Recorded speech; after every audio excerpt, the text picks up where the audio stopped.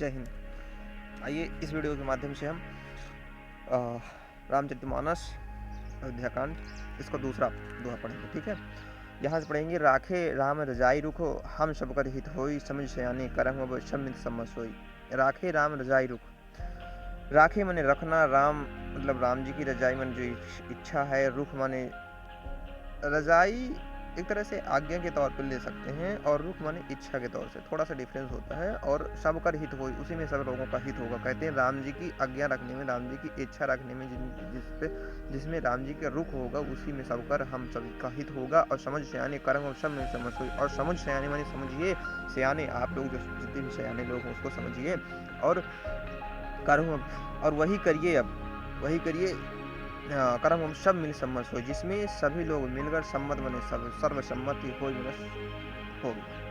कहते हैं कि इसको समझिए और समझ करके सभी लोग कर्म वो करिए, अब सभी लोग मिलकर, जिसमें सभी लोगों की सम्मति हो, सभी लोग इसको समझिए और फिर वही करिए जिसमें सभी लोगों की सर्वसम्मति हो। ठीक है, फिर आगे कहते हैं समझ में ना आए तो कमेंट में अवश्य पूछिएगा। ठीक है, पूछिएगा जरूर, कोई भी शब्द हो, कोई भी कुछ भी हो, कोई भी प्रश्न बन रहा हो, पूछिएगा।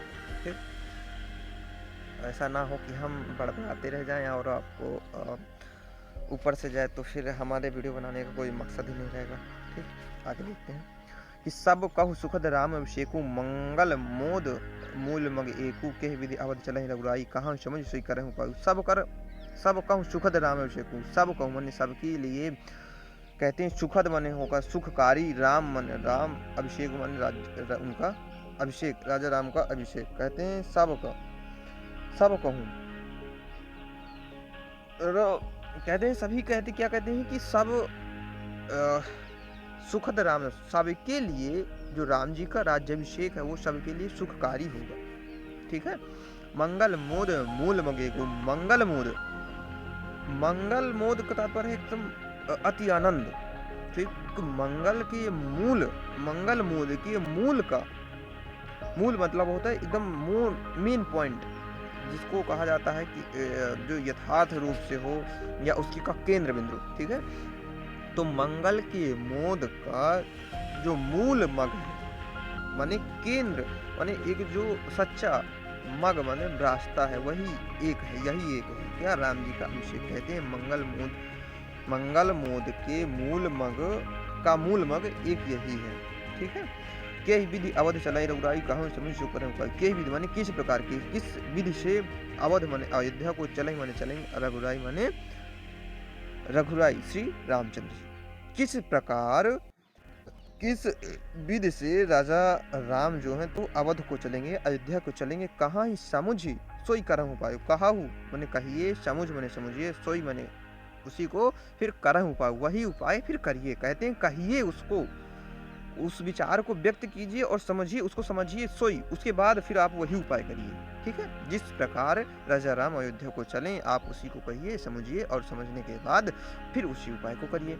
सब सादर सुनी मुनिवर वाणी, नए परमार्थ स्वर्थ सानी। सब सादर पूर्वक सभी लोग सुनी माने सुनकर, मुनिवर वाणी मुनि जी की वाणी को। ठीक है, सादर पूर्वक मुनि जी की वाणी को सभी लोग सुनते हैं, और फिर सुनी नए परमार्थ स्वार्थ सानी। नए माने नीति, परमार्थ माने परमार्थ, स्वार्थ माने स्वार्थ, सानी माने सनी हुई। कहते हैं नीति, परमार्थ और स्वार्थ से सनी हुई वाणी को सभी लोग प्रेम पूर्वक सुनते हैं, आदर पूर्वक सभी लोग मुनि जी की वाणी को सुनते हैं। उतर नाव लोग भय भोरे, नतव सिर नाई भरत कर दिए। उतर नाव, अब ऐसी वाणी को सुनकर, गुरु वशिष्ठ की ऐसी वाणी को सुनकर, उतर नाव, उत्तर का मतलब उत्तर नहीं आ, उसके प्रति कोई जवाब ही नहीं आ रहा, क्या कहें, आखिर क्या जवाब में कहें। तो कहते हैं उतर नाव, उत्तर नहीं आता। लोग भय भोरे, लोग जो थे उस सभा के सभी लोग थे, भोरे माने भाव विभोर हो जाते हैं, पुलकित हो जाते हैं, विभोर हो जाते हैं। और तब सिर नाई भरत कर जोरे, और उस स्थिति में जब सभी लोग की बोलती बंद हो जाती है, सभी लोग भाव विभोर हो जाते हैं, उत्तर किसी को नहीं आता, सभी भाव विभोर हो जाते हैं। तब सिर नवाकर, नाई मने नवाकर, प्रणाम करके, भरत कर जोरे, भरत कर मने हाथ, जोड़े मने जोड़कर, भरत हाथ जोड़कर कहते हैं, क्या कहते हैं आगे देखिए। कहते हैं कि भानुवंश भय भूप घनेरे अधिक एक ते एक बढ़ेरे। भानुवंश माने सूर्यवंश, सूर्यवंश क्योंकि राजा राम जो थे वो सूर्यवंश के, ठीक है, इनका जो वंश था ये सूर्यवंशी वंश था। तो कहते हैं भानुवंश भय भूप घनेरे, भानुवंश में भय मने हुए, भूप घनेरे, भूप माने राजागण, घनेरे माने बहुत ही प्रतापी, जो प्रतापी राजा, बहुत ही माने अत्यधिक प्रतापी राजा हुए हैं इस भानुवंश में, इस सूर्यवंश में जितने भी राजा बहुत ही प्रतापी राजा हुए हैं, बहुत ही, ठीक है। और अधिक एक ते एक बढ़ेरे, अधिक माने उससे अधिक ज्यादा, एक ते एक माने एक से बढ़कर एक, बढ़ेरे माने एक से बढ़कर एक। इस भानुवंश में, इस सूर्यवंश में जितने भी राजा हुए हैं बहुत ही गौरवशाली राजा हुए हैं, बहुत भी राजा हुए राजा, वो सब एक से बढ़कर एक राजा हुए हैं। और जन्म हेतु सब कह पितु माता, कर्म शुभा सब देव दाता। जन्म हेतु, जन्म हेतु माने जन्म का जो कारण है, सब कह पितु माता, सब माने सभी, कह एक पूरा इसका दो सेंस निकलेंगे, ठीक है। देखिए अब ये जितने भी हमारे मध्यकालीन काव्य है इसमें आप किसी भी शब्द के आप एक दो भाव जरूर उसमें छिपे होते हैं, उसका दो एक तो यथार्थ हो जाता है, एक काल्पनिक हो जाता है, दो प्रकार से होते हैं, ठीक है। तो आप किसी को एक मानकर नहीं चल सकते। मान लीजिए आपको मैम ने कुछ दूसरा बताया, सर ने कुछ दूसरा बताया, आप कहें कि ये दूसरा बता रहे हैं, तो सुनिए आप सभी का और उससे आपको जो उचित लगे वही आप करिएगा, ठीक है। तो ये मेरे तरफ से एक छोटी सी रिक्वेस्ट रहेगी कि किसी को ये नहीं आप कह सकते कि नहीं यही सत्य है, और ये भी नहीं कह सकते कि नहीं ये गलत है, क्योंकि जो कोई भी बता रहा है तो कुछ ना कुछ उसके पीछे का लॉजिक हो गया, कहीं नहीं कहीं उसने पढ़ा होगा, ठीक। तो इस पे देखते हैं कि जन्म हेतु कह सब पितु माता, कर्म शुभाशुभ देवी दाता। जन्म हेतु माने जन्म जिसके कारण हुआ था, सब कह पितु माता, सभी माता पिता, जो माता पिता सभी यही कहते हैं, या सभी माताओं पिताओं के माध्यम से जो जिन राजाओं का जन्म हुआ है, तो वह उसका कारण जो है, तो कर्म शुभाशुभ देय विधाता। कर्म माने कर्म, शुभाशुभ माने शुभ और अशुभ, देय माने देते हैं, विधाता माने विधाता या भगवान। कहते हैं सभी पिता माता को उनकी शुभ और अशुभ कर्मों के अनुसार उसको विधाता ने उनको फल दिया, ठीक है, उनको पुत्र दिए हैं। इसका देखिए डबल मीनिंग में अर्थ निकलेगा, ठीक है, इसको समझने की कोशिश करिएगा कि माता पिता, ऐसे भी कह सकते हैं कि माता पिता के जितने भी राजा महाराजा हुए हैं, तो सभी माता पिता के शुभ और अशुभ कर्मों के अनुसार विधाता ने उनको इतने गौरवशाली पुत्र प्रदान किए हैं, ठीक है। एक तो ये निकलेगा, एक और भी निकलेगा। और फिर आगे कहते हैं कि दाली दुख सजई सकल कल्याणा, अस असीस राउर जग जाना। दाली दुख सजई मतलब सभी प्रकार के दुखों को नष्ट करने वाली, दाली दुख माने सभी प्रकार के दुखों को नष्ट करने वाली, सकल कल्याणा और सबका कल्याण करने वाली, अस आशीष, ऐसी आशीष माने आज्ञा, आशीष राउर, राउर माने आपकी, जग जाना माने जग माने संसार, जाना माने जानता है, माने सभी के दुखों को नष्ट करने वाली और सभी का कल्याण करने वाली ऐसी आज्ञा, जो ऐसा जो आपका आशीर्वाद वो संपूर्ण संसार जाना है, मैंने आपकी ही ऐसी आज्ञा को संपूर्ण संसार जाना। सो गोसाई विधि गत जे छे की सकई को तारी टेक जोते। सो गोसाई अर्थात सो गोसाई माने हे गोसाई, गोसाई का तात्पर्य गुरुदेव से, ठीक है, वशिष्ठ से। तो हे गोसाई विधि गति जो छे की, विधि माने होता है ब्रह्म की, ईश्वर की, गति माने होती जो गति होती, चलने की जो गति होती है, तो गति जय छे की मन छे की तात्पर्य है रोकना। कहते हैं कि हे गोसाई विधि गति जय छे की, जो विधि की गति को भी छेक सकता है, जो विधि की गति को भी रोक सकता है, सकई कोटारी टेक जोटी की। सकई कोटारी मतलब कौन उसको टाल सकता है, टेक जो